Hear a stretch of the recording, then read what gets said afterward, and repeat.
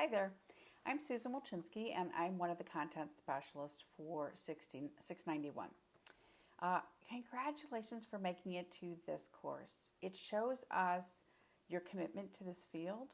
It shows us that you've acquired a lot of knowledge, and hopefully you've been getting a lot of skills alongside that if you're doing a lot of field-based experience. And we're excited to welcome you to the course. We find this course to be one of the most exhilarating courses, one of the most challenging courses, and a course that can be truly transformative. Why is that? Well, you've already had a whole series of courses in behavior analysis, and in this course you get the opportunity to integrate everything you've been learning. You learn everything you've learned about changing human behavior, everything that you've learned about collecting high quality data, everything that you've learned about making sure you're producing meaningful outcomes, and everything that you've learned about tweaking interventions so that they're the best fit for your client. The big difference between this class and all your other classes put together is that now you're applying it to a different population. Now you're applying it in the context of supervision with direct care staff. And I do want to point out direct care staff who these days are often RBTs, although that isn't always the case, are a different population. And to engage with one population just as you would with another doesn't always make sense. So for example, the way that I engage with somebody who uses ASL, who's part of the deaf community, is really different than the way that I would engage with one of my speaking friends. In the same way, interacting with children, there's a qualitative difference from the way that you interact with adults, for the most part. And so one of the challenges this semester is for you to learn to shift the way you're thinking, everything about the client in front of you. And now I want you to think more broadly. I want you to think about how do you provide a high quality, compassionate environment that is client-centered by teaching your staff and by supervising RBTs, primarily direct care staff. We will have one activity, I think, where we talk about supervising BCBAs, but you guys get so much of that already by being on the other end of it. And if you can learn to respectfully and thoughtfully develop training and supports for your direct care staff, the BCBAs then become pretty easy because you all already speak a common language. With RBTs and direct care staff, you often don't speak the same language. Anyway, you have a number of activities this semester, and I'm just going to give you a couple helpful hints to get you started. But I do want you to reach out to your instructor and to meet with them regularly. A lot of times students wait until they think they're supposed to wait until something's gone wrong. No, we want to create an environment in which you're successful. And typically that means you engaging with us. So reach out to your instructor. They do want to hear from you. And if they seem like they don't, then I want you to email me, because that's part of what my co-content specialists and I are really committed to, making sure that all of the students who take this course have good support. Toward that end, my co-content specialist, her name is Julia Fibbig, and she and I are going to hold some sessions this semester in which any student from any section can attend. And we're happy to talk about the course, but we're also happy to talk about lots of other things that are going on in behavior analysis. Because for most of you, this is your last semester, and you're going to be going out there and having to solve a lot of challenges on your own. And we want to make sure that you're connected to some of the challenges you're likely to face, some of the challenges we're facing as a field right now, and making sure that above everything else, everything you do is geared toward making sure you're providing high quality, client-centered care that is respectful of neurodiversity.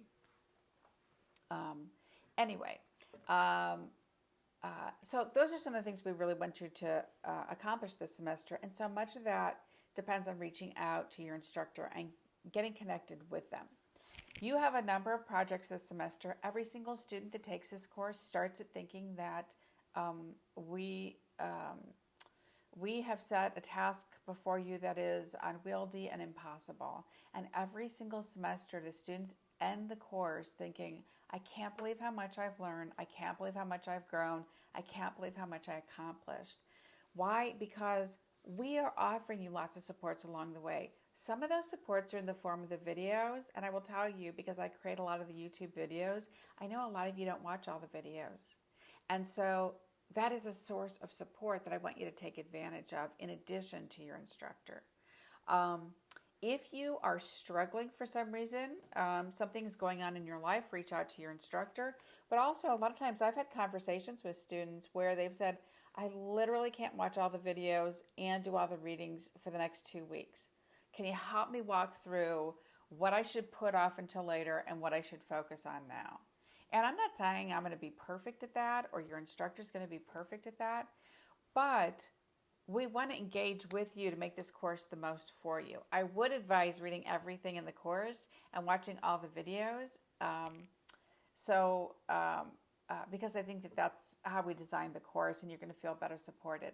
Some of the videos in the course, you're going to first look at it and go, well, how's that connected to supervision? And hopefully we've done a good job of showing you that. But I will tell you that a lot of these have information that's going to make sitting for the BCBA exam easier. So that's one of the other things. A lot of times students think the course is going to be easy, and then they get into it and they're like, this is wicked hard. And then the other thing is they don't see how much overlap in what we're doing with the BCBA exam that I know a lot of you are going to be sitting for before too long. Let's see what else. I guess I'll just end with one thing. Be kind. It seems like it's a silly thing to say or a simple thing or everybody's saying it. But here's the thing. Good supervisors are compassionate people and they're good leaders. And good leaders listen to other people, identify their strengths, and help them, everybody on the team, bring their strengths to bear. And so if you're the person who sits back and lets everybody else do most of the talking or most of the work, that's not going to fly in this course. We ask you about each other and what you're doing because that's part of the supervision process.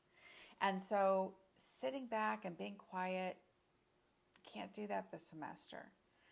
If you're one of the people who thinks, I hate group projects, so I'm just going to do everything myself, that's not good supervision.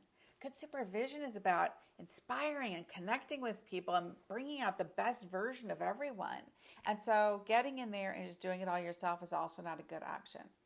Also, getting in there and saying, well, I'm a really organized person, so I'm going to tell everybody what to do, not a good supervisor. And so we're going to start this semester talking a little bit about leadership. But if you're struggling thinking, well, how else can you do this? Meet with your instructor, chat with Julia and I. By all means, do the readings, watch the videos, because we do talk about some of these things.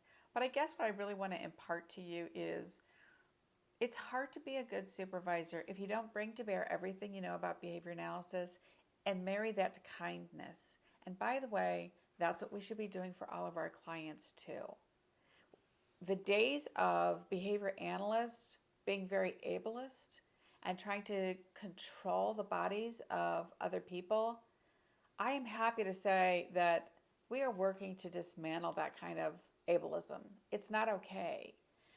The days of us physically managing people without their consent, that is not good. That's not good high quality behavior analysis. And yeah, there are people that do it, but there's so many other ways to help people.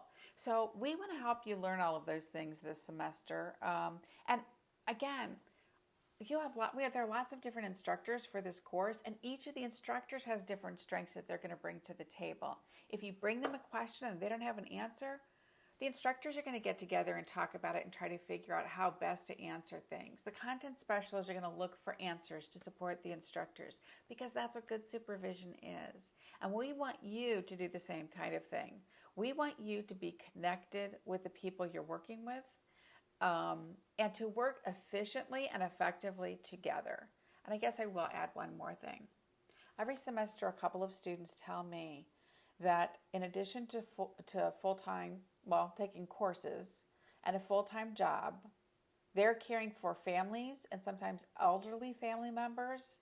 And so if you get into the group activity and you find that someone is just spending a lot of time complaining, ask them if they want to create a group to talk about that outside of your group, because not everybody can afford the time to listen to you complain about something that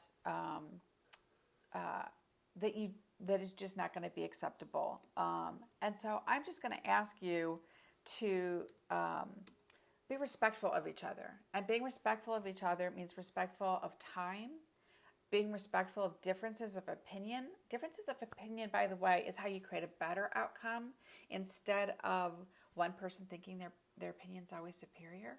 And so you'll be shocked what you're able to learn from someone who you initially might have thought was a little bit weaker. If you actually just listen to what they're saying and bringing what they have to bring to the table, and everybody working together in that collaborative way. And we have some activities that we hope will help you do that. If you struggle with any of this, go to your instructors. If your instructors aren't sure how to handle it, they can come to us. You can come to us. We want you to be successful. That's the point. We want you to learn these skills. We want you to develop your knowledge. We want you to be successful when you leave our program. We want you to be proud that you came from Ball State, where we teach you to care about your clients and your staff. Thanks.